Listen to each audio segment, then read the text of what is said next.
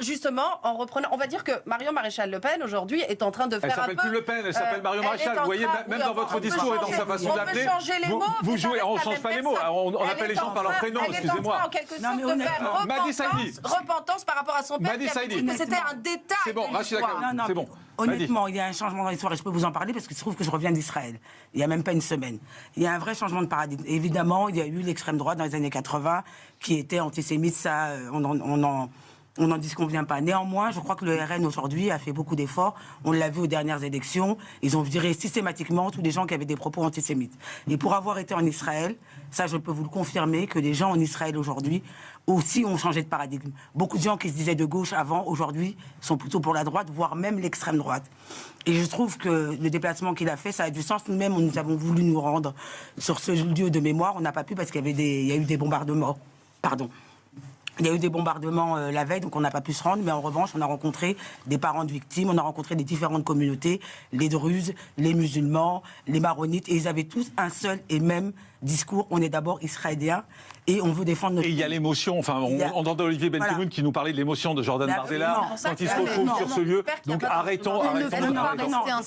Voilà, effectivement. Mais vous aurez toujours des dépêches bidons de l'AFP qui expliquent que l'extrême droite est antisémite en France, alors qu'aujourd'hui, même les Israéliens, c'est-à-dire les premiers sur le sujet, expliquent bien que le problème, c'est pas ce que la presse mainstream appelle l'extrême droite. Aujourd'hui, l'extrême droite, c'est la seule, en réalité, qui combat dans les mots et dans les faits l'antisémitisme, pour une raison très simple. C'est les seuls qui combattent l'augmentation... que l'extrême droite. Non, mais c'est les seuls qui combattent les raisons de l'augmentation de l'antisémitisme en France, qui est l'immigration massive musulmane. Macron, j'ai aucun doute que Macron n'est pas antisémite, mais par sa politique migratoire de faire rentrer tous les ans 500 000 immigrés par an dans le pays, qui sont en majorité musulmanes, et comme on le sait tous, l'islam a un vrai problème avec le judaïsme aujourd'hui. Alors, excusez-moi, quand il y a eu les attentats de 2012 et quand on est allé tuer au cri de Allah Akbar des enfants juifs dans l'école juive de Toulouse, voilà. En fait, en France, on a tout à fait le droit de taper sur le catholicisme. C'est même encouragé par l'État. Il y a quand même une volonté de l'État de se faire le catholicisme. C'était une ancienne ministre de la Culture qui expliquait j'ai envie de continuer à pouvoir bouffer du curé. Je vous parle de ça il y a 4-5 ans, pas il y a 50 ou 100 ans. Non, la religion catholique, c'est la bonne poire parce que déjà, elle se défend jamais, elle menace pas de mort et elle fait pas d'attentat. Donc c'est plutôt facile de taper sur le catholicisme. On sait qu'on risque rien et on se donne des petits airs anticléricaux. Mais effectivement, moi ça m'a toujours gêné, cette petite musique autour de c'est une famille nombreuse, c'est une famille catholique, et alors ce sont des Français qui sont dans la douleur, et si on ne peut pas compatir, tant pis pour ceux qui ne sont pas capables de faire preuve de compassion. Mais moi ça m'a toujours gêné, mais ça dit aussi quelque chose de notre société. On est dans une société où elle est tellement déchristianisée que quand on est catholique et qu'on assume d'être catholique, d'avoir une vie normale avec sa famille, tout de suite, il y a une espèce de suspicion sur ils vivent pas normalement, ils ont des enfants, ils sont différents des gens. Et surtout une haine du catholicisme en France. Oui, il y a une déchristianisation qui fait que le catholicisme, qui est la religion en fait des Français à l'origine, est un petit peu montré du doigt comme si c'était quelque chose de pas sain. Donc il y a un moment, tout le monde le sait. Alors vous faites vous dire beaucoup de gens en face de vous. Donc ça veut dire clairement que vous estimez que, en tout cas vous avez estimé, vous avez peut-être changé d'avis et tant mieux, mais vous avez estimé en tout cas lors des législatives que aujourd'hui LFI était moins dangereux que le Rassemblement national. C'était une erreur. Choisir entre la peste et le choléra. Mais vous avez choisi.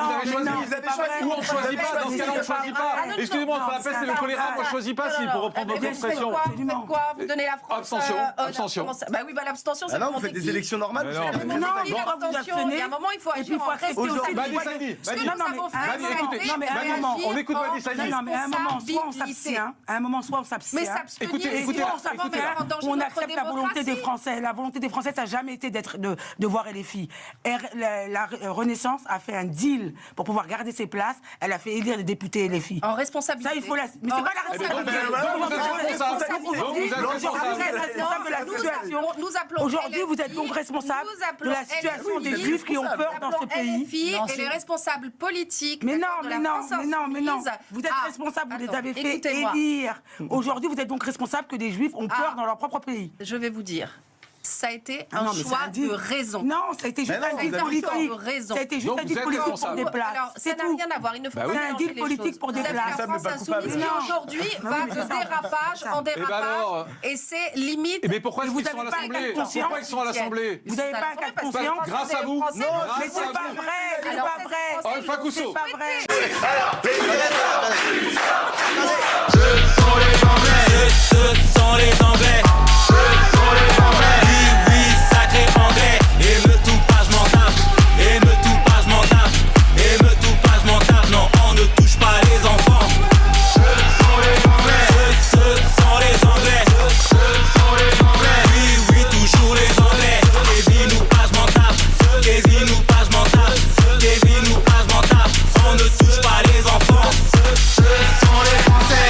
Ce sont les Français. Ce sont les Anglais de Nicolas Malone, disponibles sur YouTube et Spotify, iTunes, Deezer, l'hymne de la France des émeutes. Ah, ma jarretière.